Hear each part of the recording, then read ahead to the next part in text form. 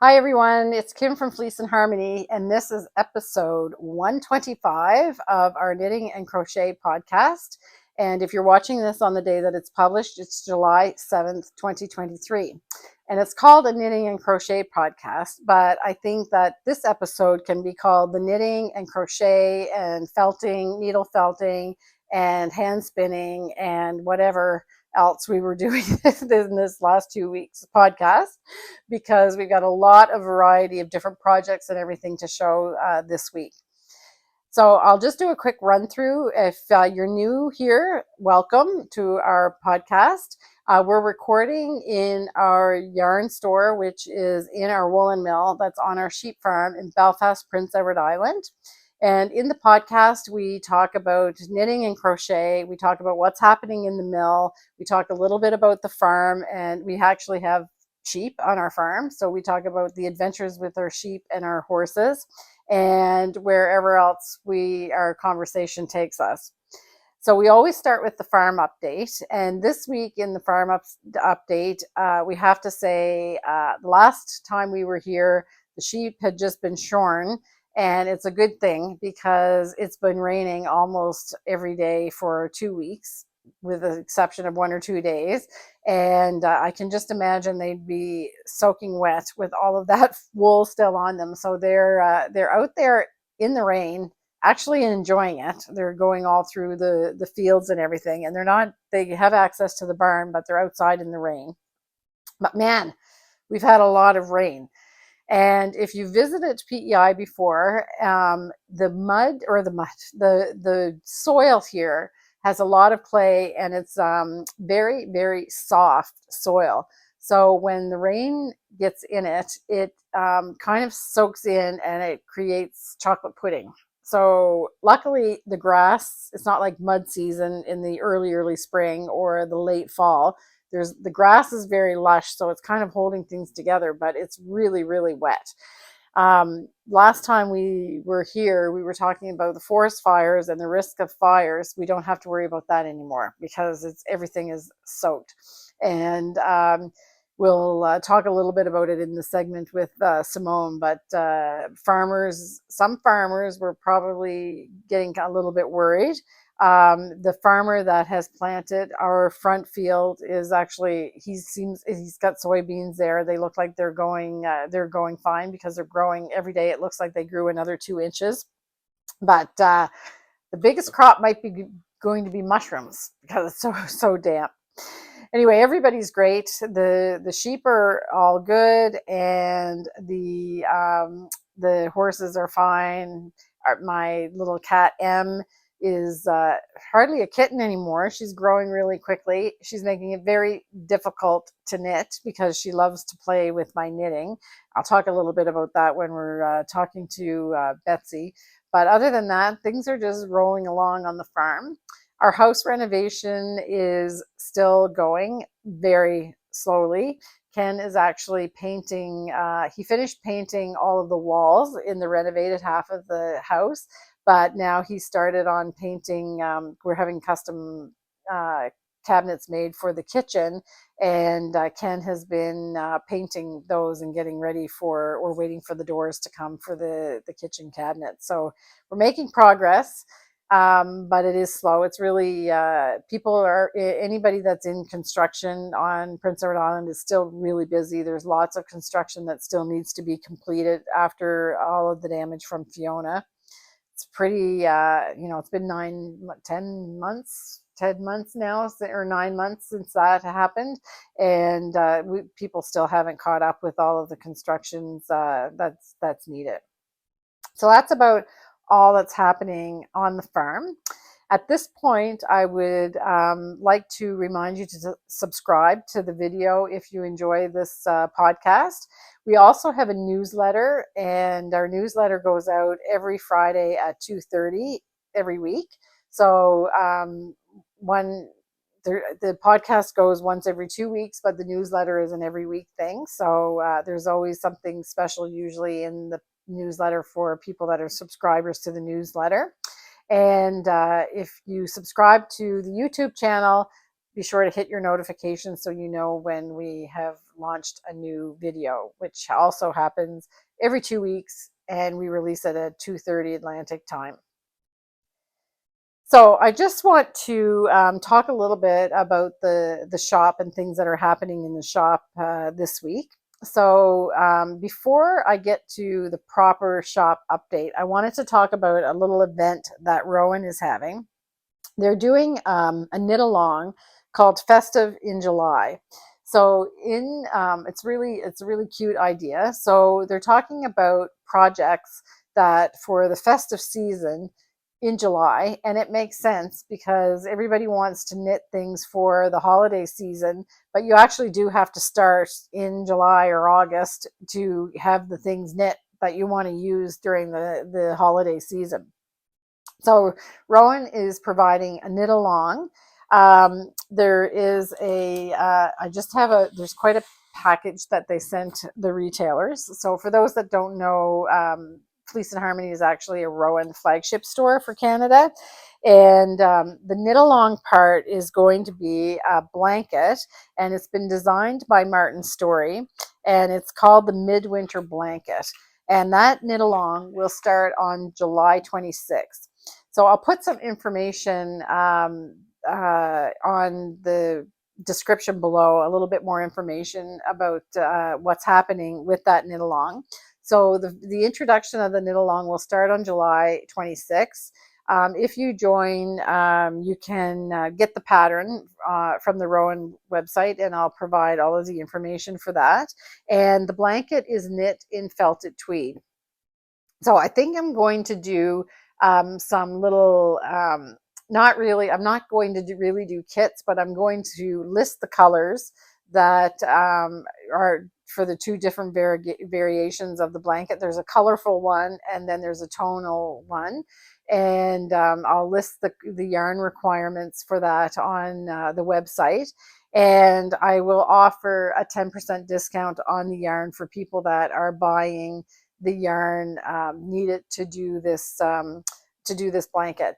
What I think I will do is what I do with some other kits is that I don't want you just to have to buy a kit with just one set of colors in them. You can have the option to choose colors as well. So the discount will kick in when you buy the yarn amount that's required to do the blanket. And even if you choose different colors, then you'll get the discount.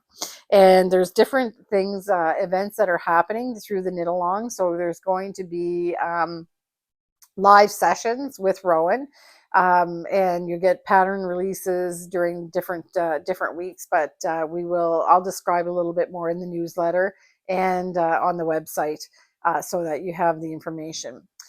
Along with the knit along, there will also be a slate of patterns that are going to be released, and they all have a holiday theme. So there's sweaters and there's stockings, and I think I saw that there is cushions as well, and it all has the holiday theme. So those patterns will be available as part of this Festive in July program that Rowan is doing.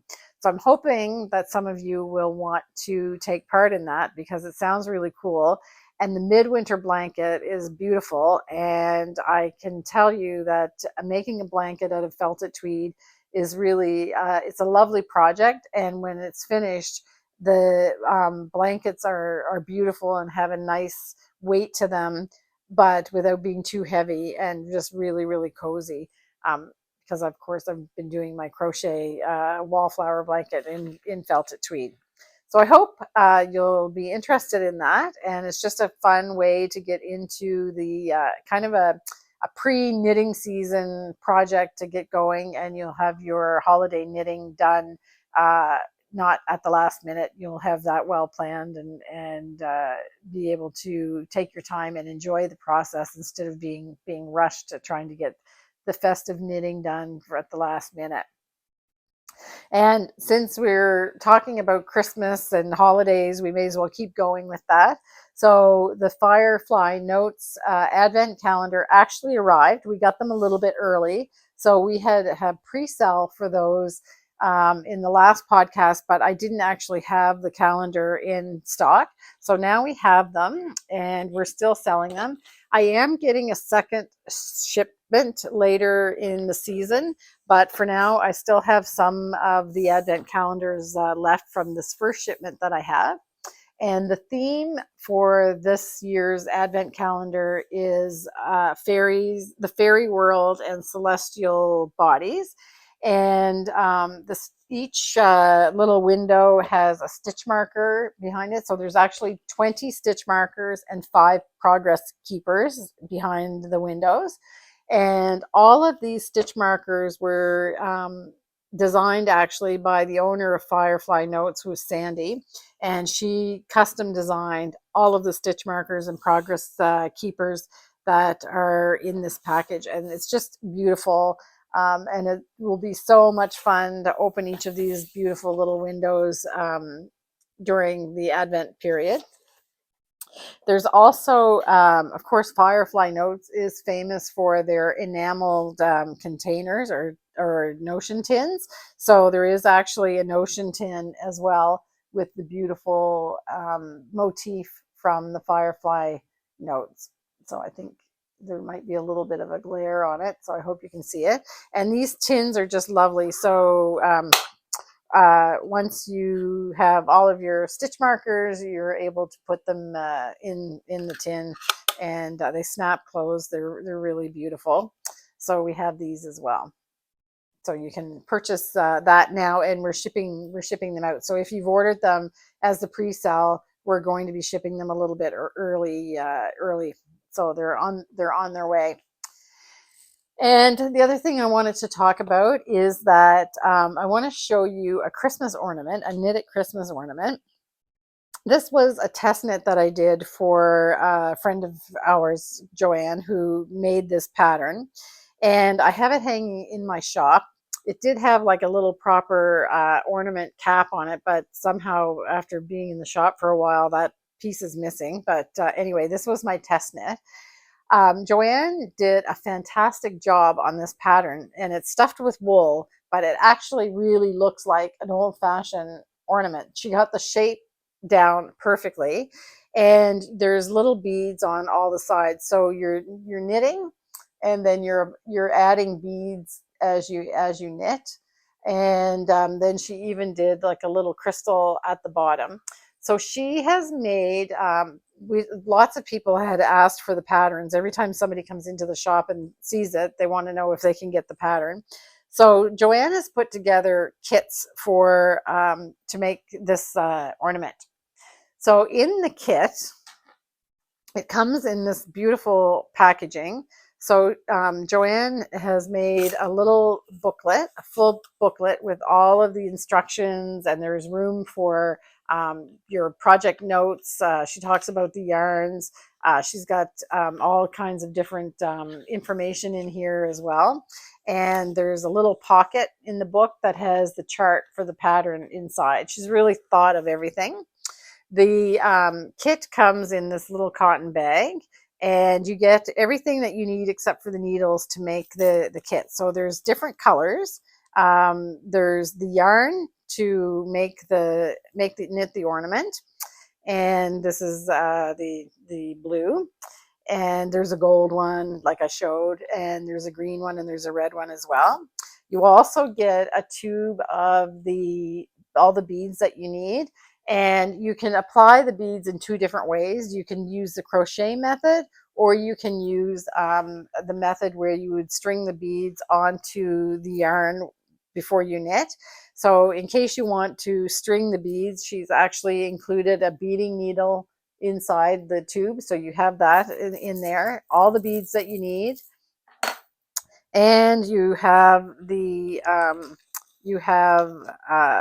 crystal in here to go on the bottom of the I'll just show you this. I don't know if I can get them out. So you have a crystal to hang on the bottom, and you also get the topper for the ornament. So this is the part that's missing on mine, so you can imagine it'll look like a real Christmas ornament with that. And that comes in the kit as well. So if you're interested in knitting this little project, We have these kits for sale in the shop. Is just your knitted Christmas ornament. You can look at up there. There'll be a link. Every pod in the podcast description, I always put a link called what we show. It's something like link to what we showed in the podcast.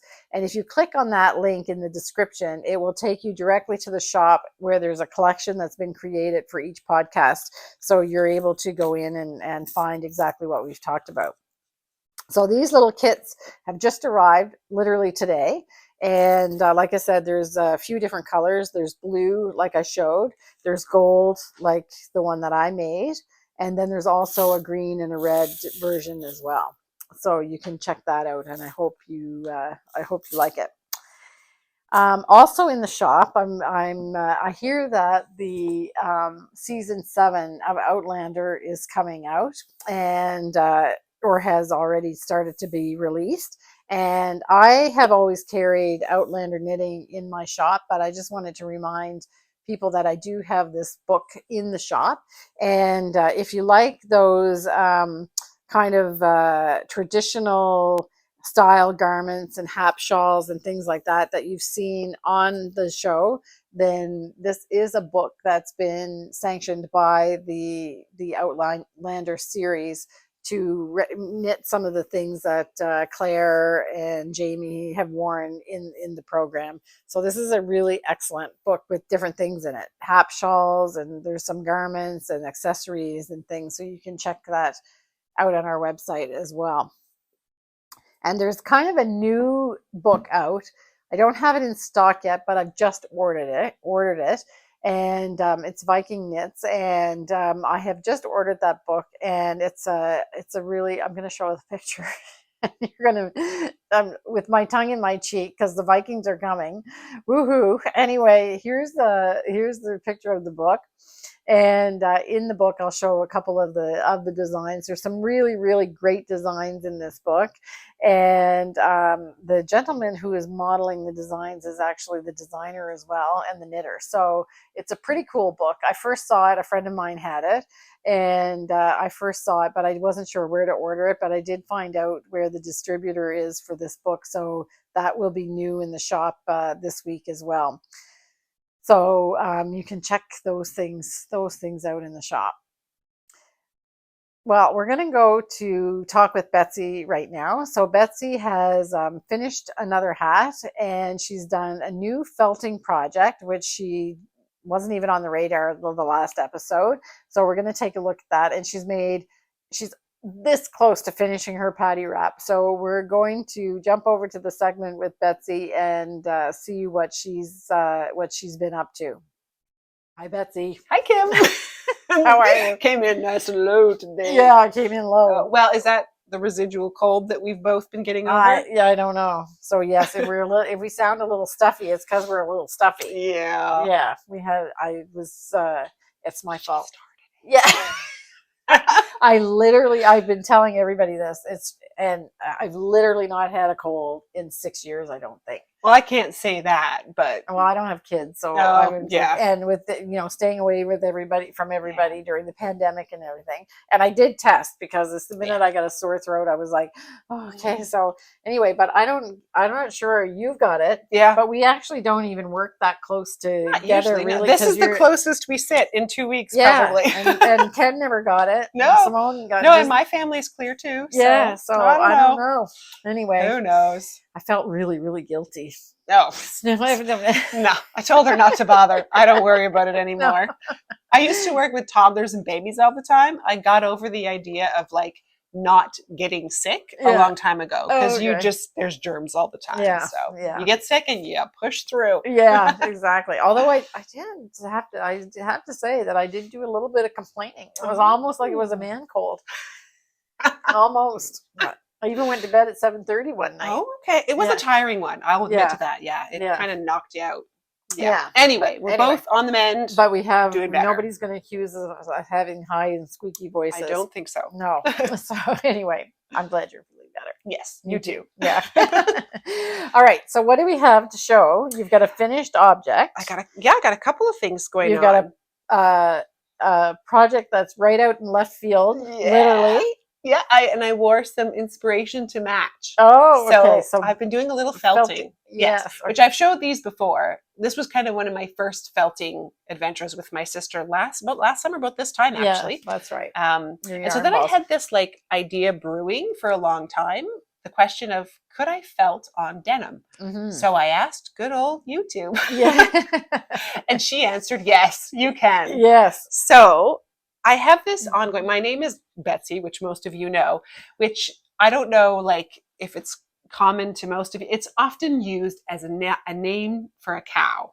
So Betsy is? Yes. Oh, Bessie. In Bessie, Betsy, that kind of. Okay. So in my childhood, I was frequently called Betsy the cow. So this was a bit of a sore spot if someone was trying to be mean. But then I grew up and I went, cows are really cute. Yeah, right. So I've embraced it. Especially Highland cows. Yes. Scottish Highland cows who chew bubble gum. Yes. You can't go wrong. And wear dark rimmed glasses. Yes, exactly. So this is on the back of a denim jacket that I was given. Right. And I was excited to give it a try. So there it is. We can take a close-up picture if we want. Right. And we've been talking about this new yarn we're making, which we now dye in the wool. Right. So it's really hard to get the exact amount of wool for each batch that you need. So we have these little bits left over. So it's all colors that come from our latest yarns that we're making. Right. So I'm excited. Yes. Really, really cute. So, and did you draw that yourself? No. Oh, okay. I wish I could say I did, but I stole it right off the internet. Oh, so okay. It's probably someone's or one of those, what do you call those? That you like can buy the rights to kind of thing. Oh, anyway, it doesn't matter. But I'm not selling it and I'm not turning it into a kit. It's just for my own personal use. So when I saw it last, it had a paper underneath it or something. So what do you do? You transfer the design onto something? Yeah. So with technology, which is awesome. When I first started embroidering way on back, I had to either draw everything myself, and it was always difficult on denim because it's dark. Yeah. So I'd have to, or I would try, you can get those iron-on tracing pens, but again, they're usually a dark ink. Right. I tried with a couple of white ones. It never really worked. But now I discovered it's a water-soluble, printable, sticky paper. Oh, okay. Yeah. So you can actually put it right through your printer, and then it has an adhesive to it. So then you just cut it out and stick it where you want it to go. Yeah. And then it just dissolves off with water. So do you just use water to get rid of it? Interestingly enough, because I was felting and poking it, the outside part just sort of peeled off because I put so many holes in it. So I haven't actually tested the water solubility part. Okay. And that was because I still have a little bit in the glasses here. I was trying to figure out, I didn't want to lose the eye, but I wanted to have the idea that there is a lens. So I think I'm going to do a light gray. Okay. So that's there's the just white a little, is still, you there's can just a little, and a little bit of a spot there on this side as well. You can barely see it. So you're supposed to be able to just soak off. And I believe you could, because we've had an incredibly humid week. And even as I was working with it, I could start to feel that, this is actually starting to break down a bit. Oh, okay. So you definitely wouldn't want to accidentally spill your glass of water on your project before you had it done. Yeah, right. So, or your glass of wine. Well, you wouldn't want to do that regardless. Okay. Waste of good wine. Yeah, exactly. Yeah. So, and then you did a little bit of embroidery around to emphasize. Just to get the details. So the glasses are done in embroidery floss, the eyes, and then, some of it I just outlined just to give it definition. Cool. Yeah. Okay. So very fun what you can do with, and it was just the needle punch felting. Is that what it's called? Needle felting. Yeah. Needle felting. Yeah. Which is incredibly therapeutic. Yes. It's maybe a little bit irritating for those around because you hear the Oh wow. But it's fun. It was fun. And the more upset you are about the fairy, the more you get done. Anyway, have you even chatted about that? Okay. Yeah. All right. Yeah. So that's great. That's that. All right. That's really cool. So that was my fun, exciting, just still fiber arts. Yes, just of course. Yeah. It seems like we're all kind of wanted to do something just a little. We've been pretty hard at it knitting lately. We have been. Yeah. So. Well, and again, I don't know. There's something about when it's summer to just try something lighter. Yes. Yeah. But you finished your hat. Here Hat I'm number talking 4. about summer. Yeah. I did. Yay. It's beautiful. So another slouchy, all same construction as I was doing before. Yeah. But You I have went your hair for, all done today. I do, so I'm not going to put it on. No. It's like I've done, this is number 4, but number 3 of this exact style. Oh, okay. So actually it's 5, I think. 5? Anyway, okay. So I have the perfect like slouch figured out. So it's cute on me. Yeah, are you gonna Like put I it? said. Are you gonna put a pom pom on it? No, because this one is out of stock weight Right. yarn, and I made it to take to Norway with me because we're going to be up in the mountains. We're going to be all over. My husband heard me share last time, and he's like, people are going to be like, "Where are you going?" Yeah. We're basically covering all of it. Okay. So, I wanted a hat that's a little lighter weight than worsted because the worsted's a bit heavy. So it's our sock, and a big pom pom didn't seem right for July, even if it's cool. Yeah. So when we in the last podcast, you were just about to turn the hem, right? I think you just so. showed that, so we didn't see any of this motif. I don't think. No, again, it's just straight out of the Selbu patterns. Yeah, it's brilliant. And it's like an argyle. It's gorgeous. I learned it's not an exact argyle because. Or somehow the way I stacked the pattern accidentally, the chart, the diagonals don't actually line up. Oh. So if I were to try, a lot of argyle will have a third color for that. Okay. Well, you did it on yours with the third color. Yeah. So I couldn't actually do that on this one, but that's okay. I wasn't going to anyway. Well, and it came from the Selbu pattern book, so that's not argyle. Yeah, that's true because argyle's from Selbu. Argyle. It's Selbu. Yeah.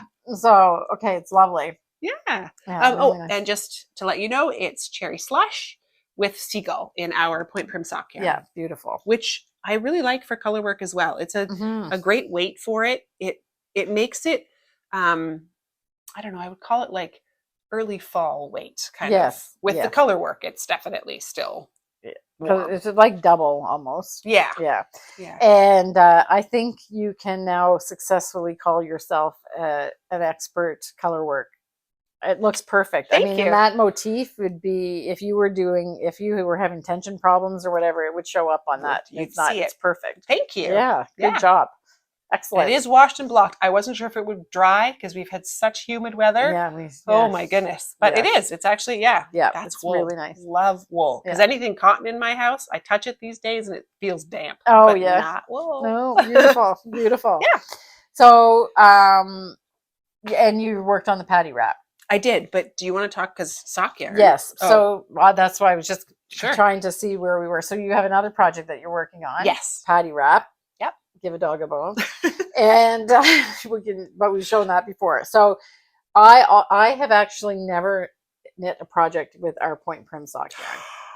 That's unbelievable. Yeah. That really is. I knit a swatch, but I've actually not knitted a project with it. Okay. Yes. Wow. Bring it on. So we talked about the Treit sweater. I think we've decided it's called Treit, which is a Kate Davies pattern out of the Inkling book.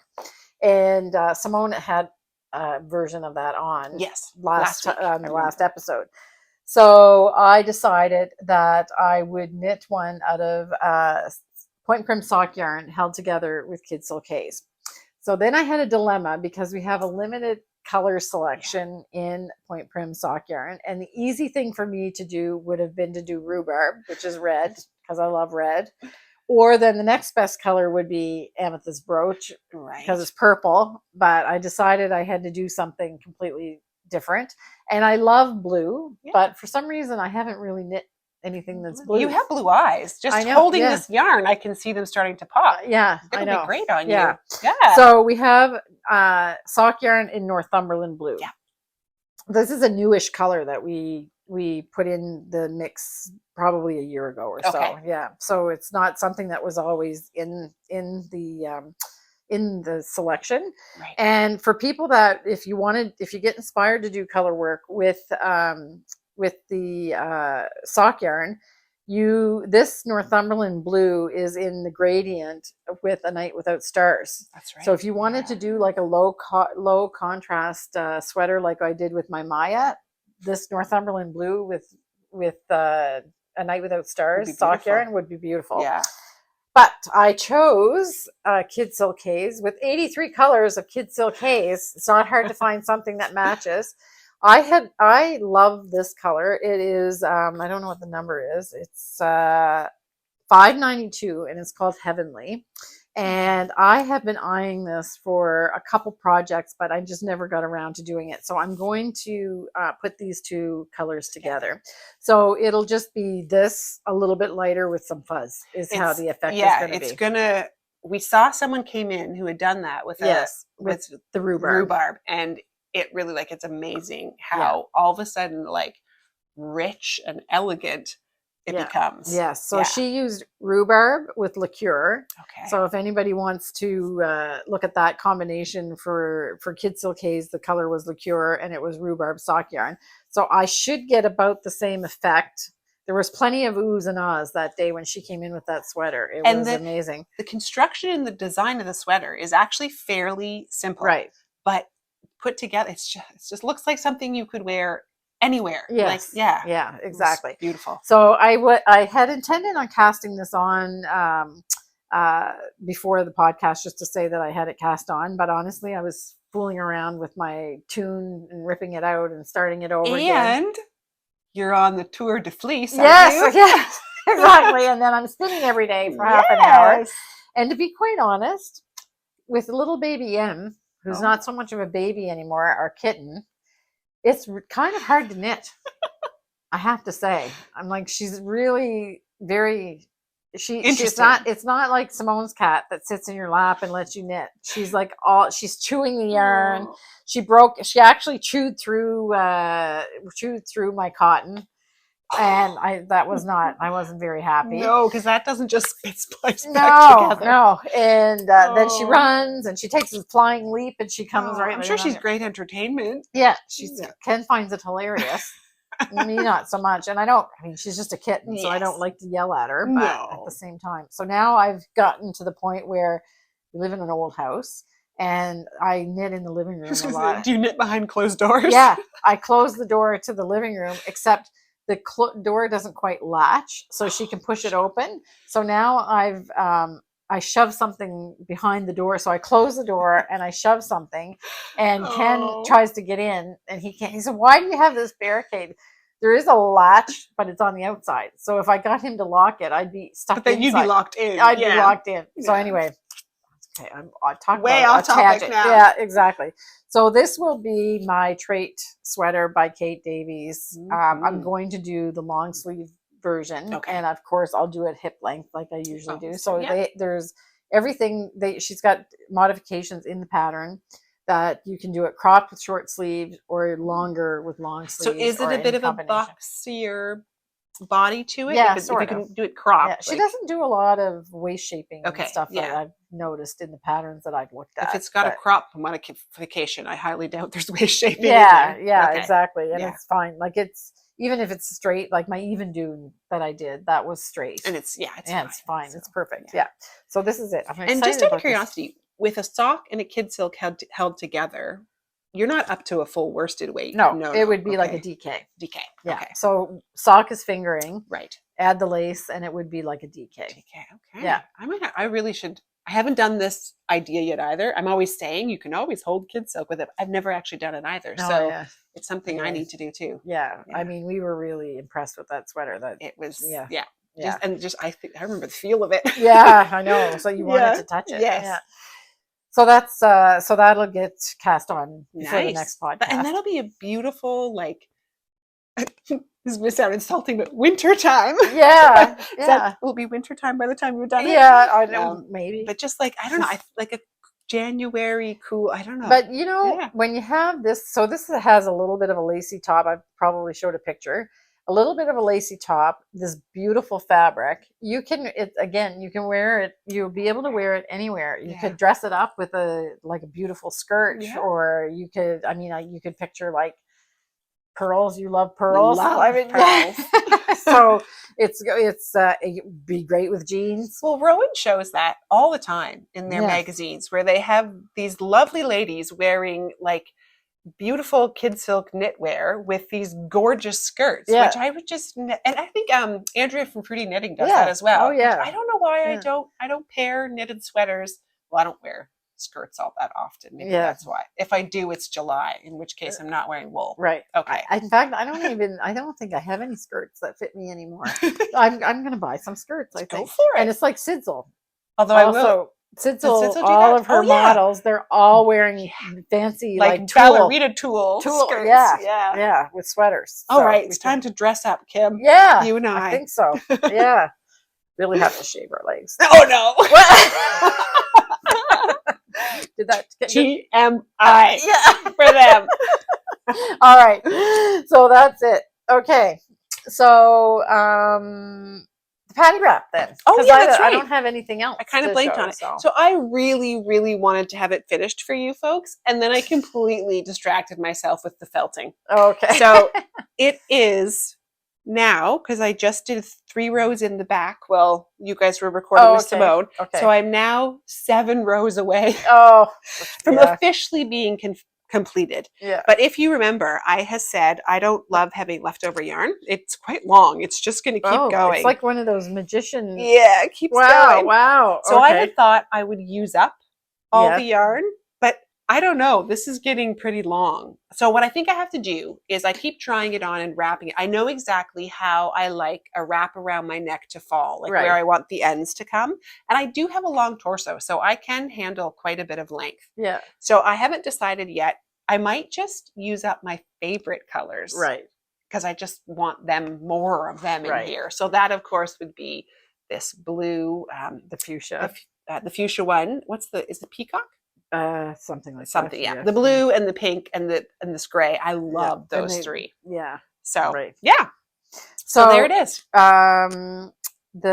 So how is this still within the pattern? Like I'm still in the pattern. Yeah. Okay. It's 8 repeats of this section from my fingers to my finger. You do that 8 times. And I did make a little mistake. This texture, checkerboard texture here is supposed to have 3 sort of sections. The second time I dropped one. Oh, okay. But I had done quite a bit before I noticed. So then I was like, oh, well, I'll just do 3 again. So then I have like 3, 2, 3, 2 all the way across. So I made it into a pattern. Yeah. Okay. But I did end up having quite a bit of the green left. Okay. Then. All right. Yeah. Beautiful. So it's been a fun adventure. It's a lovely texture. weight, isn't it? Gorgeous weight. Yeah. Yes. It's airy and light, but alpaca it'll be really classic, right? Yes, exactly. Alpaca classic. Yeah. Beautiful. Yeah. Yeah, it's really, really nice. So I do have a bunch of ends to put in, but trust me, I don't have to worry too much. Like a zip through with these and they're not coming out, because anytime I've had to pull this stuff back, it gets pretty sticky pretty fast. Yeah. Okay. So I'm not worried about the fact that there are ends, because for me, the concerning part about ends is not sewing them in. I actually quite enjoy that. I get worried about whether they'll start popping back out. Oh, okay. That will not happen with no, this. And come to think of it, I don't think it ever really has. No. But I really like, when I weave my ends in, I weave them in and then I try and actually come back on themselves and poke through it to kind of seal it. Yeah. Lovely. Thank you. This is great really colors. Nice. Can you tell? Are you taking it to Norway with you? It's the plan. So I should be able to. I have time to finish it. Yeah. Okay. It's beautiful. Yeah. All right. Alpaca classic. And that's actually not a bad thing to be knitting this time of year either. No, it's not. It's very light. You can put most of it off to the side and just work with the bit. Yeah. It's not like Simone is going to show her Rioux, and it's like it's a lot of wool in your lap.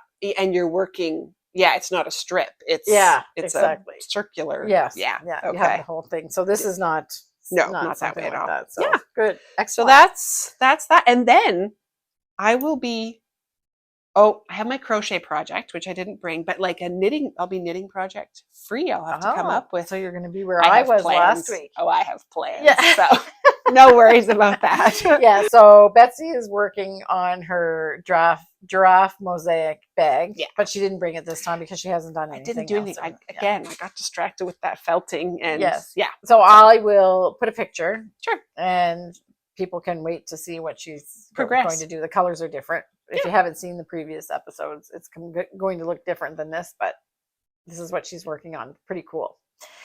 Okay. I think that's it. Is that it? That's it for now. Yeah. Okay. Great. All right. Take care. Bye.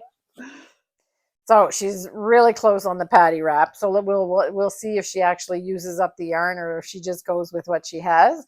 And the Highland cow on the jacket is just something else with the bubble gum. So it's just amazing what you can do with crafting, doing different crafting things. And she's so creative. So that's great. And her hat turned out wonderfully. So it's really, really beautiful.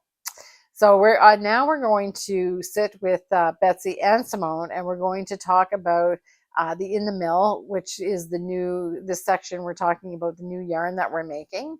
And we're just finishing up the colors the choice of the colors that we're going to use.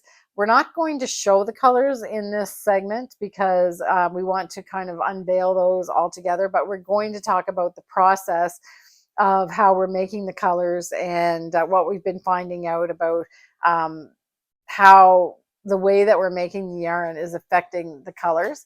We also have some swatches from the test knitting that we've done with the yarn. So we've now see how it's performed with cables and lace and twisted stitches. And we've also done a swatch in color work so we can see how the yarn performs, which we're going to show you in the mill section. Hi, you two. Hi, Kim. We're in the mill. Yeah. Well, we're in the shop. We're in the shop in the mill. But it's in the mill section. Yeah. So here we are. So what is this, installment 3? Yes. Of our new yarn adventure, which we're still not going to tell you what the name of it is. Mm-hmm. But we've made a lot of progress in 2 weeks. Yeah, we have. Yes. Yeah. So just to recap, if you're just joining us now, we've decided that we wanted to make a yarn that is from a special flock of sheep here on Prince Edward Island from the Wild Wind Pastures Farm. And we decided it would be the perfect type of yarn to do a fine fingering weight yarn that's suitable for all of those beautiful Fair Isle designs that we love and do, but we didn't have a yarn of our own that really could do that. Yeah. So the journey so far has been just trying to get the right kind of spin on the yarn, decide how many plies the final yarn will be. So it's going to be 3. And then we have to do the colors. And how many colors are we dyeing, Betsy? I think we've chosen kind of like 15 sort of base colors. Right. And then we've decided recently that we're looking for like maybe 4 to half a dozen pops. Yes. Kind of that that you would use to give splashes of color here and there. So the way that we're building the yarn, we've talked about this it's not like trade secrets or anything, is that we're actually dyeing, most of this fleece is white, and the black fleece that we do get, we're using it in our Wild Winds 2-ply, the natural black. So there's no natural black left from this flock. So we're dyeing gray, and we're semi-blending it. And this will be the only yarn that we make that's actually dyed in the wool, then carded and spun. Usually we just dye the hanks. We don't dye in the wool, and so it's made completely different than any other yarn that we do. And every color has a little strip of gray in it, which gives it a tweedy look. Mm-hmm. So we made a joke because we don't know how the colors are going to react because we don't do this. So we decided to put gray in all the colors, and then the first 3 or 4 colors came off, and I was like, I think we're going to have 15 shades of gray. So we said, no, okay, we don't want that. So now we're just experimenting. Yeah. And we're not going to show you any of it. No. But I'm also surprised at so you really cannot judge the final color until it's put together in its full plies, because the way it gets broke down, it's very loose. So you've got all this light coming through. So you're looking at it, holding it up, trying to judge the color, but you're looking at a really loose, like a piece about this thick that turns down to a single ply of a 3-ply yarn. Yeah. So that gets all spun together, and the intensity of the color increases by taking away all the air. So we really can't judge until we're done. So we're almost all of them. We're like, I don't know. And then it's done, and we're like, oh. Yeah. And they look completely different up close. Like if you look at it really close on the cone, it looks different than it looks from. It's kind of like pixelated. Yeah. I guess it's going to give an impression. Yeah. So so we had decided on how we were going to spin the yarn, which we talked about in the last episode in 124, and then we had test swatches made. So the one thing that we wanted to test is, first of all, we want this yarn to be able to be used for cables, lace, and fair isle knitting, and twisted stitches. Yeah. And we also wanted to, because we were only have like max, even after we're finished, 20 shades probably. Yeah.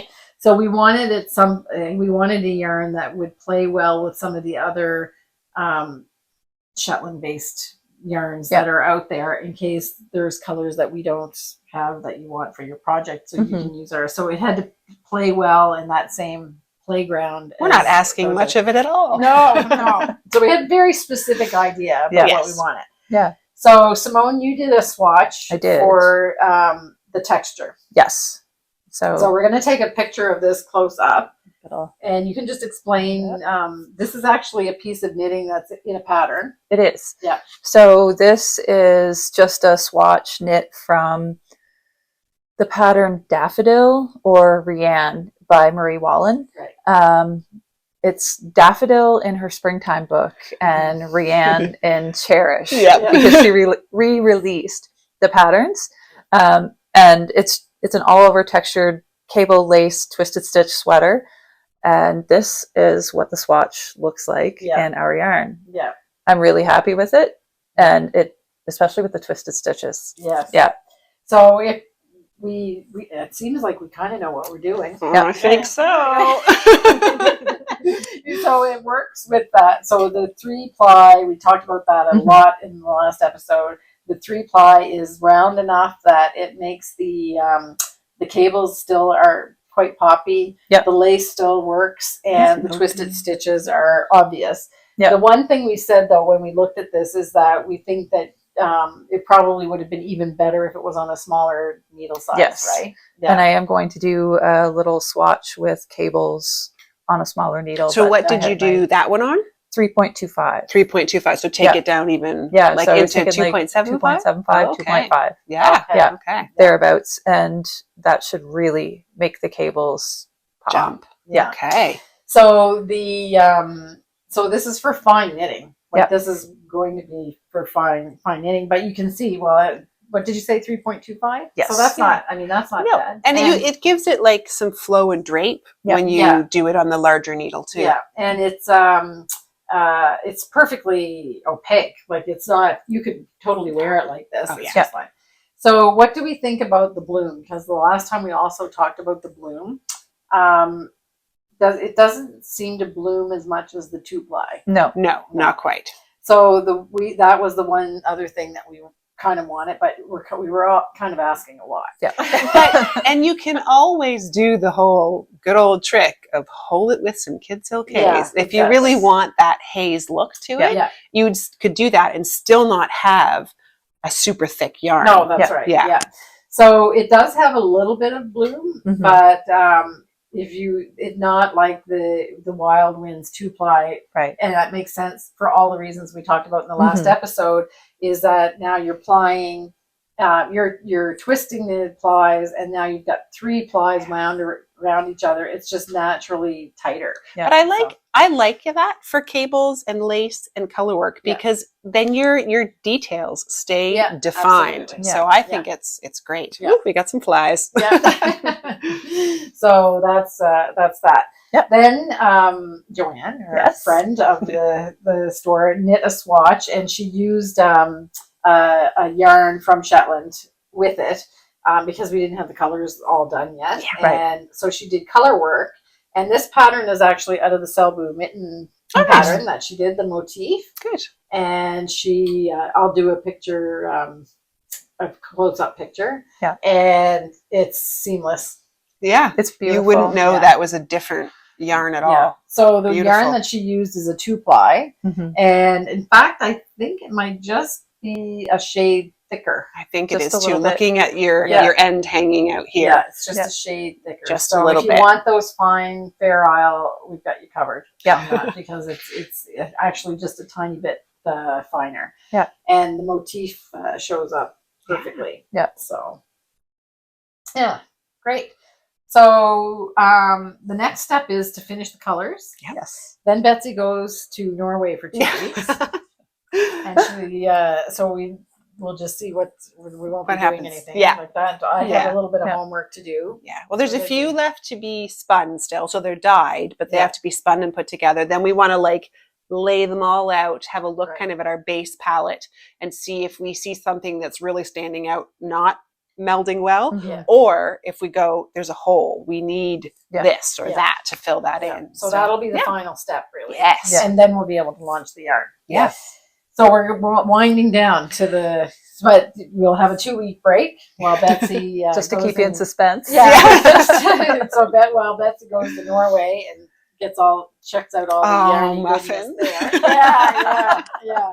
And then we'll probably just have one more episode. We'll be podcasting on our own the next one. You'll be You're not good. back. Oh, Yeah, good. Yeah. And then the next time the three of us are together, then we'll have the yarn to launch. The big reveal. The big reveal. So we hope you can join us then. Yep. Okay, thanks. Thanks. Bye. So we've still been hard at it. Like we said in the section, we'll be a little bit. Will be a little bit quiet about the project because Betsy is on her holidays in Norway, and but you can see that that there's quite a lot of progress. We're just about finished, and we'll probably release the yarn in the next episode after Betsy gets back. So you can stay tuned, and it'll just be Simone and I for our episode 126. But I hope you're enjoying seeing this process of creating a whole new yarn base and the new colors and everything. So now we're going to do the segment with Simone, and Simone and I are participating in Tour de Fleece, so we're going to talk about that hand spinning event that's happening from July 1st to the 23rd. And Simone will demonstrate very quickly the supported drop spindling, because she's spinning on her wheel, but she is also doing a drop spindle project. And she and I have both started our Tune t-shirts, the cotton t-shirts made out of Summer Light 4-ply. She's done work on her Rioux shawl, and she started a new project with some hand spun yarn that she's completed, and it's the Harlow Hat by Andrea Mowry. So let's skip on over to the segment with Simone and see what she's up to. Hi, Simone. Hi, Kim. How are ya? Good, and you? I'm good. Trying to look summery. Yes. Yeah. Summer has arrived. Sort of. Yeah. It's hot. We've got the humidity. Yeah, we've got the humidity. And we were praying for rain, but we're not anymore. Our prayers were answered in spades. That is true. Yeah. So I talk about this already in the farm update, but we had the farmer plant the field in front to keep the land worked and everything. So he planted soybeans, but I think he wishes he planted mushrooms. Perfect for mushrooms. Although every day I come in, they get taller. Yeah, you can see really it, do. can't you? Yeah. Yeah. Yeah. So even without the sun, they're still growing. The heat keeps them going, I think. Yeah. Anyway, enough about that, because I've already ranted probably for 5 or 10 minutes in the farm update about it. We do love to go on about weather here. We definitely do. All right, let's get on to our projects. Yes. Because then that makes us happy. It does. It does. Yes. So what do you want to talk about first? Because we have a couple things. We have, why don't we do Rioux first? Sure. Because there's not much to say. No. No. I did Precious Little on Rioux. It's getting kind of hot. Yes. Humid. Yes. Actually, hot is not that bad. It's the humidity. If it's dry. Yeah. It's when it's humid. But. So I am just a little tiny bit further along. Okay. Yeah. Not a huge amount. So I'm working on the wing. Okay. So now it's starting to narrow. Yes. Okay. So now it'll go faster as you go. Yeah, it will. Yeah. There are 3 colorwork bands in each wing. Right. So that will be really fun too. Yeah. But with the humidity, it has been a little toasty. There's quite a lot on your lap. Yes, it's a lap full of wool, and Ginger Snap likes to help too. So I have that's Simone's cat. nice warm cat to go with it. So it's just going to have a little break. Yeah. Yeah. Okay. Yeah. All right. So if you haven't caught up and you're knitting with us, then or knitting with Simone, then you have a little bit of a chance to break up. Yeah. Or break up. Catch up. Yes. We don't want you to break up with the project. That's right. You can go.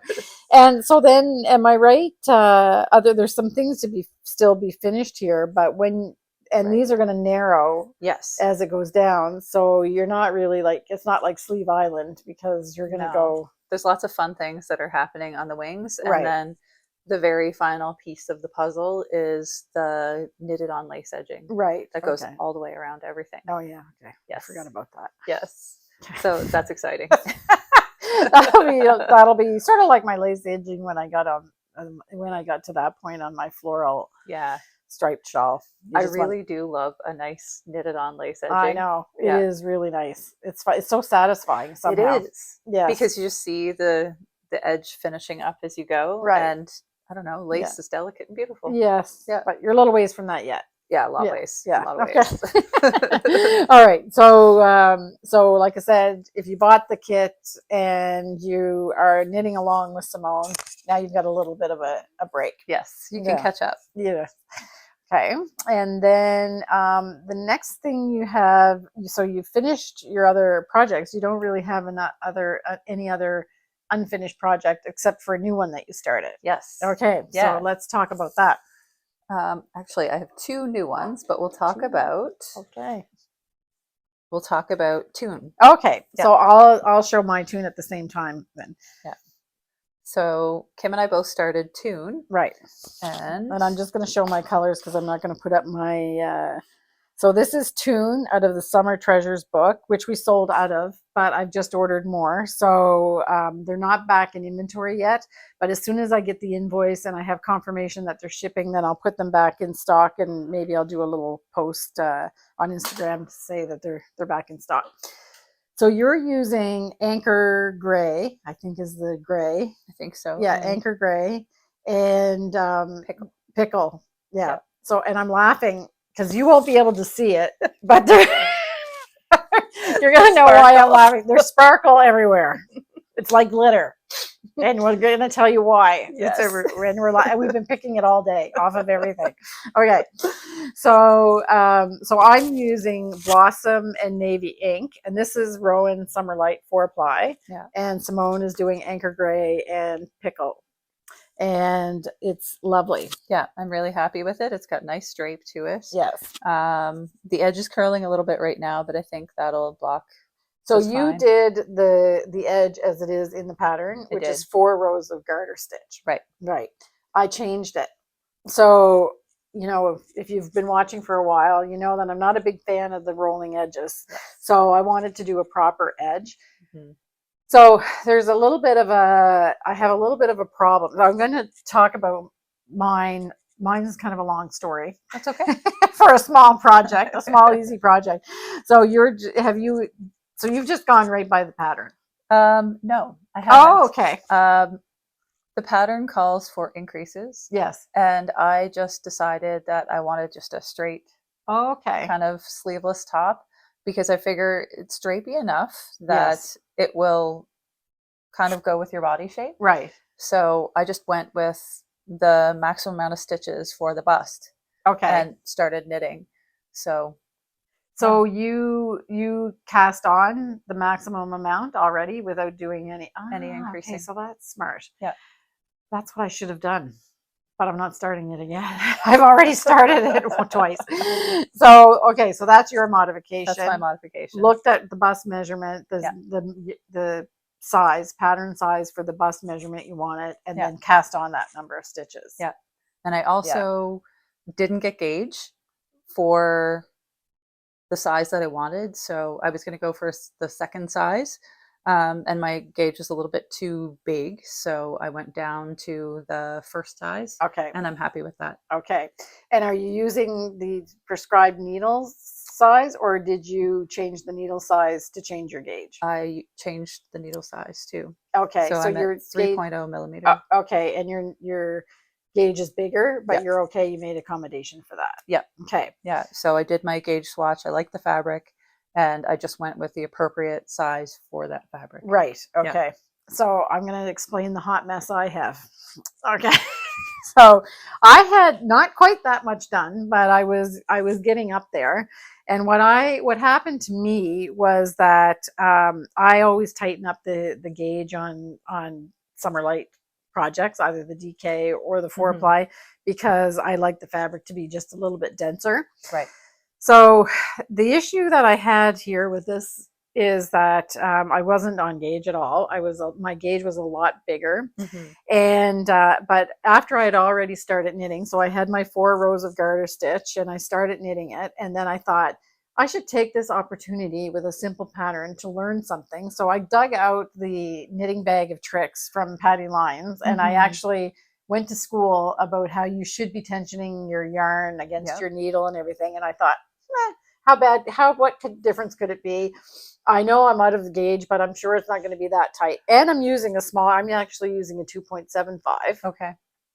So I started knitting Patti's way. Right. And it seems like getting gauge would have been no problem if I was actually knitting using the tensioning advice that she gives. Yeah. So then I was like, my mind never stops. So I was like, okay, so now I'm going to have a smaller gauge than what I measured and started with. But I also noticed it's sort of cropped. So I always like something that goes over my tummy. Me too. Yeah. Yep. So then I was like, so what does that mean? Because now I'm going to be tighter, but it's actually going to be at my waist and not over my hips. So I'm in some kind of a mess. And I'm not really loving the rolled up I don't think 4 rows of garter stitch is going to keep it from completely rolling up 100%. Yeah. So Simone and I were talking about it in the shop, and she said, oh, it would be really nice to have a picot edge on that. So I said, I think you're right. Yeah. So my size, I had to cast on 138 stitches on, it starts on a 2.5 or a 2.25, I think it is. Small. Yeah. Smaller needle than what I usually. Yeah. So long tail cast on in cotton, 138 stitches on a 2.25. I only want to do it once, exactly once, not twice. So I actually used my small needle and put in the cord, like picked up the stitches along the second row and was able to, it was like a lifeline. I just ripped and it worked perfectly. Yeah. So then I was like, and I had started trying to do increases because at the bottom, and then I was going to do waist shaping because I knew that it was going to be too tight around the hips, and I was like a whole nightmare. So I said, forget that. Now I've made a simple project and made it the most complex project I've done in my life. I think we both kind of did that because I had my own kind of experiment off the beaten track, but I'll talk about that after you're done. Yeah. Okay. So then Simone and I were talking about it, and when I was saying I'm still not crazy about that edge, she said, why don't you do a picot edge? I love picot edges. Yeah. That's almost my favorite thing in the world. So now I'm on my own. I'm cast back. I ripped back to the original 138 stitches. I knit the stockinette, and I did to do a picot edge, if somebody hasn't done it, it's like super simple.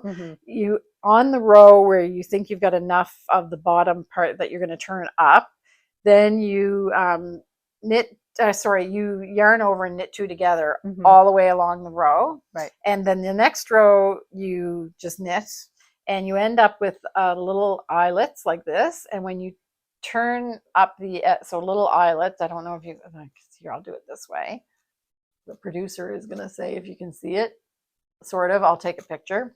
And then you turn it up, and I'll be doing whip stitch in the back, and then you have this little picot edge that is created just because of the yarn overs.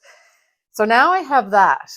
but I'm not exactly sure what's going to happen because I have a picot edge, which I love. Mm-hmm. I have 138 stitches cast on, and this is just the front because then you do, or the back, and then you do the front. Right. And my gauge is smaller, so I think it still might be a little bit tight around my hips, but luckily I don't really have much hips. I'm kind of straight. In fact, where hips usually go, it kind of goes like an inverted triangle. No behind at all. And we've talked about this before if you're a regular watcher. But now that I see your picot edge, I really like it. And I kind of wish I did it on mine. You should have taken your own advice. Anyway, so now I'm back. I'm back up. I didn't do another gauge swatch. Bad me.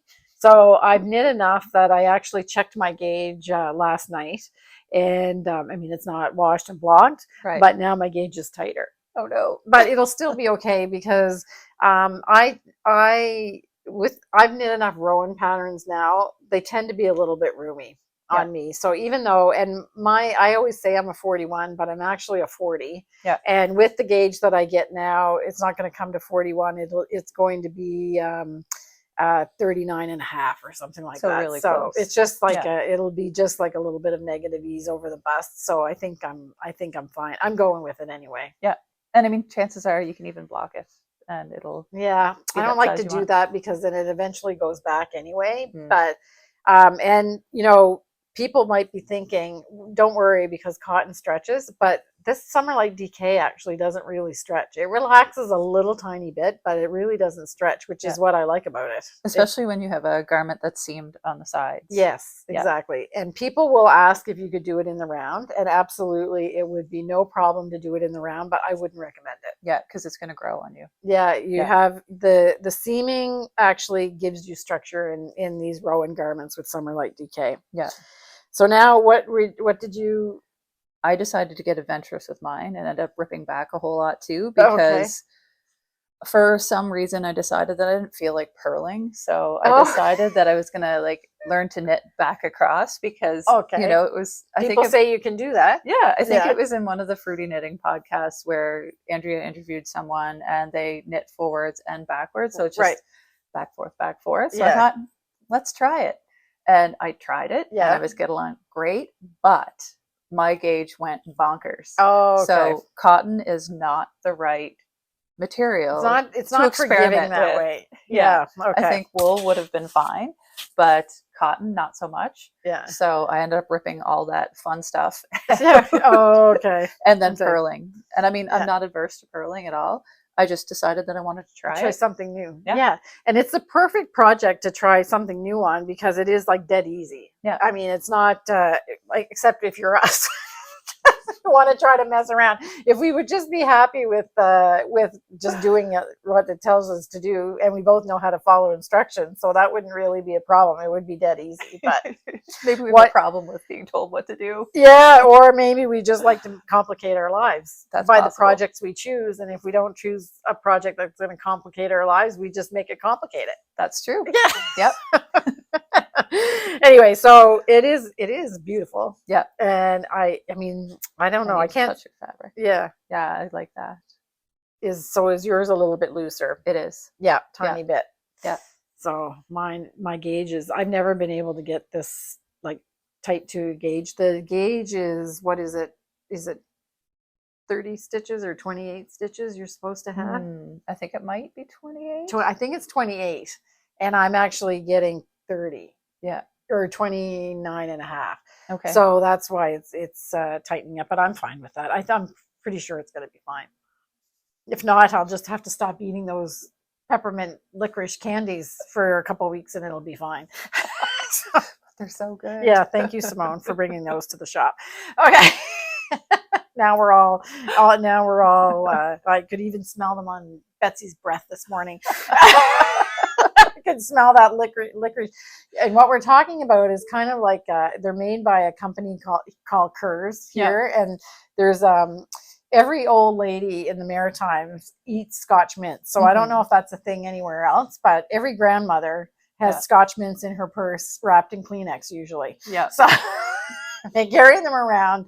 And if you're fidgety as a kid, you got a Scotch mint. Yeah. So then Kurz made licorice flavored hard candy with Scotch mint over the top of it. And it's these minty licorice, like what those little candies you get at a Greek restaurant sometimes. It's like that. And they're absolutely addictive. They are. Like once you eat one, forget about it. Yeah. You're eating 10. Yeah. And I just have to get a sniff of them. And I'm like, I'm off to I get get a candy. Yeah. So anyway, that's what we've all been snacking on. Yeah. Here, not good. But No. I can't suck them. I have to crunch them. I do too. And Betsy was saying the same thing. I know, and they're really hard. We're all going to break our teeth. It's not good. No. That's the mother speaking. Yeah. Stop Crunching your candies. Yeah. Anyway, okay. So that's two. I think we're pretty happy with it. Yes. It feels nice. It's easy knitting now that we've stopped trying to muck around with it. We've had our fun. Cool knitting. Yes. For this weather. Yes, exactly. Yeah. Great. And it's really like, it's light. You don't have like anything in your okay. So next on the list is you have a new hat. I do. Yeah. Not a hat you designed. No. I decided that I wanted a small project, still with wool, but just something that wasn't going to overheat me too much in the humidity. So I found the Harlow Hat by Andrew Mowry, and it is a tuck stitch hat in two different colors. Okay. Yeah. So tuck stitch is similar to brioche, but not quite. It's pretty much the same thing. Is it? Okay. Yeah. She describes it as a tuck stitch. I would call it brioche. I'm not sure what the difference is. So I'm going with what she describes. Okay. Yeah. So it's two different colors. I am using not our yarn, actually. I'm using some hand spun Cheviot. Okay. And then some naturally dyed BFL. Oh, okay. Yeah. And is this hand spun as well? The BFL? No. Okay. This was some yarn that I bought from Mandrake Fibers. Okay. She was selling yarn so that she could take a marine rescue course. Oh, okay. Yeah. Okay. So she can help rescue like whales and things like that. Oh, cool. Okay. So yeah, it went to help pay for her schooling. Okay. So I figured worthy cause. Yeah, and sure. They actually play really nice together. Yeah, well, they two. Look very similar, actually. They do. Yeah. And I see you got a little sparkle everywhere. Sparkle. You're gonna see how come there's sparkle everywhere. If you're into unicorns, you're gonna love it. Yes, it's coming up. So this is the outside of the hat. Oh, I'll probably have to get it closer. Nice. Yep. And it's actually reversible. Oh. So it's darker. Yeah. Okay. So do you want to put that out? So the colors, it's not exactly because it's more bluish, but I love this combination of colors, and it reminds me of our yarn gloaming. Yes. That green and golden color, and I love that time of day on a nice sunny evening, and I love it in the yarn too. Yeah. So nice. So it's a fun pattern. It's really simple. And I was thinking once I got started on it that it would look really great in our sock. Yeah. And paired up with the felted tweed color. Okay. Because she actually uses two like slightly different weights of yarn in the pattern. And I think that the specs will match fairly close to those two. Oh, okay. So I think that would be kind of fun. Yeah. I might have to make another one. Okay. Yeah. So more to come on Harlow probably. Yeah. And I mean, I can't get enough of that felted tweed color. Yes. So, and now that we are spinner. Well, you've always been a spinner. Simone actually taught me to spin, hand spin, many years ago. This is a fractal, I'm assuming. It is a fractal. Simone loves fractal spinning. Yeah, it's my favorite thing. Yeah, I know. It's her favorite thing in the world, I think. Is when it comes to spinning. Yes, I really love it because you get the maximum amount of color play possible. Yes. Yeah. So I was like, okay, fractal, smacktal. Didn't get it. Like, why is that so great? But then I saw your night shift shawl, and you used a fractal spin. And if you've explained this on podcasts before, that going like you split the amount of fiber in half. You spin one half straight from Tip to tail. tip to tail, and then you split the other two into tip to tail, tip to tail. Yep. And it meant nothing to me, even though I sort of know how to hand spin. So we won't. That's what you do if you know if you know what you're doing, you know. But we're not going to teach you how to do a fractal spin. Yeah. But Simone has even talked me into doing a fractal Yep. fractal spin because we're participating in Tour de Fleece. Yes. Yeah. So if you don't know about Tour de Fleece, I've just started doing an Instagram series of posts on Tour de Fleece. So it started on July 1st, and it's actually the 17th year that Tour de Fleece has been. Didn't start in 2017. I think it actually started. It's 17 years, and it's kind of a riff on the Tour de France. Yeah. And it actually started in France, I think. And it's a spinning challenge. Right. So you're supposed to travel around with your spinning wheel and go to different places and spin in different places. We traveled right here to the shop. Yes. And we're spinning. Usually my goal, because I'll be here every day, is to spin every day between 4 and 4:30. Yeah. And when Simone is working, you're spinning with me at between 4 and 4:30. Yeah. And what are we finding? That is just so relaxing. It is. At the end of the day. Yes. And Simone's wheel makes this little sound that almost puts you to sleep. Like that. So we're actually going to use some video that Ken took of us spinning on Saturday, which was the first day. Yeah. Because we kind of spent the afternoon spinning. Yes. And in the shop, and he took some video. So that's going to be the harmony part this week. So if you want to be mesmerized by spinning and been put to sleep by the sound of Simone's wheel, that I put music behind the video, but at the very end, you're going to hear Simone's wheel is going to send you off to peaceful places with the rhythm of her wheel. So anyway, but this is not part of Tour de Fleece. Nope, this is something that I finished a while ago. Yeah. And I just needed the right project for it. I found it. Perfect. Yeah. Yeah. Lovely. So the Harlow Hat by Andrea Mowry. Yes. In homespun. Yes. Or hand spun, I should say. Yep. Okay. So we talked about Treit last time, but I've already showed Treit. I picked my colors. That was the sweater that Simone was wearing in the last episode. And I am going to start that. It's a Kate Davies, but I've already talked about it when I was talking with Betsy, because I wanted to talk about tune with you. Yeah.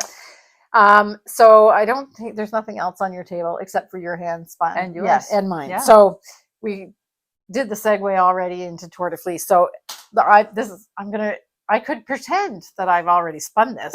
It's we're recording this on the 4th of July, so it's like 4 days in. But I actually had this on my wheel. And to be honest, I had to shake the dust off of it to take it out when I brought my wheel out on July 1st. And it is a silk and merino. Is there cashmere in it too? I feels can't like remember. it too. It's been so long since I did it. I think it's really, really soft. Yes. And I had spun it a long, long time ago and just let the plies languish there on the bobbins. And then when I went to ply it, there's no life left in it anymore, because it just was the twist was fully set. Yes. And it's really hard to ply yarn and get it to look nice once you've let it sit like it was literally a couple years. So, but it won't affect the knitting. I'm going to knit it. Yeah. So day one of Tour de Fleece for me was getting this off the bobbin so I could use my spinning wheel to spin my next thing. So, and I'm not even sure who it was a braid that I had. I don't even remember who it was from, and I don't think I had the label. So what happened was I have badly plied one hank. Then I had 2 more plies on the bobbins that I was supposed to ply together, but I decided it was not worth my time to do it. So we just wound them off, and we made hanks of them, and then I soaked everything. And we had talked about the fact that it might come back to life, but No dice. No dice. It's completely flat and I don't want to say dead, but it's kind It's of not what you were expecting. no, and it is, the color is still beautiful, and I think I'm still the yarn is actually balanced, so even the singles are not bad. Like they're not. It was twisted to be plied, so I think I kind of caught a little bit of a break. There, that they're not, they're balanced. So I'm going to, I think we decided I should try a cowl. Perfect for a shawl, but I'm not doing a shawl. So I'm going to do a cowl out of this. And then I cleaned off my bobbin, and I had a beautiful braid of BFL and silk that was dyed by Sweet Georgia. So that's actually what I'm spinning for Tour de Fleece. I'm only going to talk about that because I would imagine by day 23 I might have it finished. So one thing. But you're doing a couple different spins. Because Tour de Fleece is just what you want to make it. You don't have to do anything special. You can spin as little or as much as you want. Right. And there's people out there that spend like massive quantities of yarn, and I'm not one of those people. I just kind of want to play a little bit and get into the meditation of the spinning. Right. My spinning projects so far are, this is a bat from Melly Knits, and it is warbles, llama, some dyed silk, and what else? It's a bunch of stuff. Yeah. And it's kind of, it's a red heather. Yeah. It kind of reminds me of our colorway bramble, but darker. Much darker. Yeah.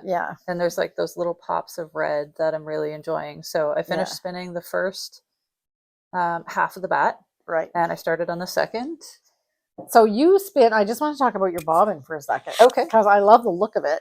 So Simone spins on a kiwi, right? Yep. And for years, we used to be side by side at a farmer's market. We were there for the farm, and Simone was there spinning every week. Yeah. That's how we met. Yeah. I think. Yeah. And her kiwi was decorated by her children with crayons. It was flowers that they drew on but now she has it stained. Yeah, I do. So this kiwi is pretty old. Yep, it is. Yeah. It's 15 years old now. Yeah. Yeah. And well used. Yeah. Yeah. Very well but used. I just love the look of it. Like my bobbin looks like it just came out of the box. I love this. It looks like it's had a life. It's definitely had a life. I love it. I just love it. Stuff like that makes me happy. Yeah. Yeah. Yeah, it's actually very well almost loved. making me cry. Yeah, I love it. So this is not stained. This is just your hands working with it for all that. Like that's really special. Yeah. Yeah. It's neat. Oh, good. Yeah. So, and you can see the little marks from the oil and stuff like that. Yeah. And it's funny because I always get a little self-conscious about my messy bobbins, but I'm glad that you appreciate my messy bobbins. I love it. In fact, I am almost crying. I can just picture all of the yards of yarn that you made on that wheel. It's really special. Yeah. I love that wheel. Yeah. And once you find one that you like, you stick with it. Yeah. You can still play with the other ones, but I always keep coming back to that because I have a couple of wheels. Yeah. I've only ever seen you use the kiwi. Yeah. I also have an antique Saxony flax wheel. Oh, okay. Yeah. I don't use that one very often because it's antique and I don't want anything to happen to it, but it's fully functional. Yeah. Oh, cool. Yeah. And she's doing another hand spinning project. I am. We talked about supported spindles before in one of the other episodes because Scott makes them, but they're sold out, so I can't get them from Fox Mountain. Yeah. So this is the first half of a bat, and this is the reason for all the sparkle. Yeah. I don't know if you can see. So what is it? Is it Angelina or Stellina or? It's Angelina. So this was a bat that I made on my little drum carter, and it's a mix of Blommen Farms Icelandic, some Cheviot. I really like Cheviot. Some of Liz Miller's Shetland that she dyed. That's like the little pops of red. Right. some sari silk, and of course Angelina. Yeah. You can see it better here. So I've yeah. got, So now you can. I've started the other half, Yeah. and you can see the sparkle. Yeah. And this stuff is great. It's fun, but it gets everywhere. Yes. It is literally like glitter. Yeah. So, I mean, it's all over my outfit. So and stuff you like have that. you have two spindles. They Mhm. both work exactly the same though, Yes. right? Okay. Yeah. So do you want to, I don't know if they'd really be able to see it, but can you see her lap, Ken? So maybe we're going to, is it worth trying to move okay, so we're going to just move the camera a little bit. And do you want to show, just do a quick demo? Okay. So we're back again. Are our heads cut off? Our heads are cut off, but the important thing is happening in Simone's lap. So can you show your teacup first? Okay. Also, I love it. So you can get a fancy bowl that is specifically for doing supported spindling. Yes. But Simone is using this antique china cup. Yep. With the handle broken. Yeah, it was my favorite teacup. My mother-in-law gave it to me, and I used it a ton, but broke the handle off, and I kept it for sentimental reasons. Yeah. And then one day I had the brainwave that, hey, it might work really well for a spinning bowl, and it's perfect. Yes. Yeah. Okay, so we talked a little bit about this in the last episode when we were talking about the spindle. So people that are familiar with the top whirl drop spindle, you have a round top and then you have a hook on it, and you hook the yarn. It's around the hook that you create the thread that's spun. Mm-hmm. With this, you had said you spin off the top. Yep. I didn't really understand what she meant. So I might have to slow it down, but maybe let's just see you do it. Okay. And then we'll explain, because I doubt if people are really going to be able to see it. So the first thing you do is pull off. Yeah. You draft. Okay. So it's really hard to understand what she's doing. So what she's doing is she drafts out a bit of fiber. Then she unwinds it off the top of the spindle. And then she spins that. So once she unwinds it, and holding her hand back here, where she unwinds that, the tension that's in the yarn that's on the top of the spindle goes down into what you just pulled off the bat. Is that right? So you get all the twist right to your fingers. Yeah. So you have to hold it tight. Yeah, you do. Yeah. So you don't want the twist for this style of spinning back in the fiber. If I was doing long draw, then it wouldn't matter, but this is kind of more like a worsted draft. Yeah. I'm sure you can find other videos of people teaching it, but it's super cool to It's watch, really fun. especially when you see, about other other kinds of spinning, and you see this is completely different. Yeah. So you take it off and then you put it on. Yep. And then you take it off and then you put it on, and you're incrementally adding more. And then when you want to create the ball at the bottom, let's butterfly it. So you're unwinding everything that you've spun around your fingers. She makes it look really easy. So now you're down. Okay. And then I just I like the crisscross. So I just. So you're kind of like you're using like a Nostipini kind of move. That's exactly what it's like. Yeah. That's the technical term. A Nostipini move. Yeah, I love it. And then in the end, you end up with that little bulb on the bottom. And then does that just slip off the top? No, I have a shoebox with holes poked in it. Okay. And I put my spindles in that to wind it off into little balls. Okay. And then if I'm going to ply it, I ply with the little balls. Okay. Okay. So this is what I love, is that you've got a broken china cup to use. You've got a simple spindle, and you got a shoebox. Yep. And you're all set. Yep. That's perfect. Yep. Yeah. So spinning does not have to be expensive. Yeah. You can totally do it with cheapy little things. Yeah. My first spindle was a piece of dowel and a toy car wheel, and I think I got it for $5. Yeah. Yeah. Oh, and a cup hook in the top. Yeah. Yeah, so your spindle can be as simple or as complicated as you want it to be. Yeah, exactly. So, and it seems like it takes like a long time to do something like this, but I think when you're doing something like this, you're making something beautiful, Mm-hmm. and it's more about it really is about the process Yeah. rather than, Absolutely. making mountains of yarn. Yeah. So it's just about sitting and enjoying and yeah, finding a little bit of peace. yeah, and I Yeah. think that that's what we're trying to achieve with the Tour de Fleece as well for Yeah. what our practice is for Yep, that is just exactly. like, I don't care if I only spin one braid Nope. in 23 days. I'm taking a half an hour every day before I clean up to go back to home. Yep. And just, winding down. Yeah. So, okay. Yeah. Great. Well, thanks, Simone. Thanks, Kim. Okay, we'll see you. Bye. Bye. So, phew, we've been pretty busy, and lots of projects and creativity. And Betsy, Simone, and I have had a pretty full 2 weeks, and we're really enjoying kind of reaching out and doing different things. And it's I think it's good for us to mix it up a little bit. So, and if talking about different crafts and things and mixing it up a little bit, this is the segment now where I talk about the Fibre Festival. There's not really much to update, except some of the classes are now selling out or close to being sold. So if you think that you're able to come October 5th to the 7th, 2023, the Fibre Festival will be held in Charlottetown, Prince Edward Island. And it will be, most of the activities are happening at the Delta Hotel right on the waterfront in Charlottetown.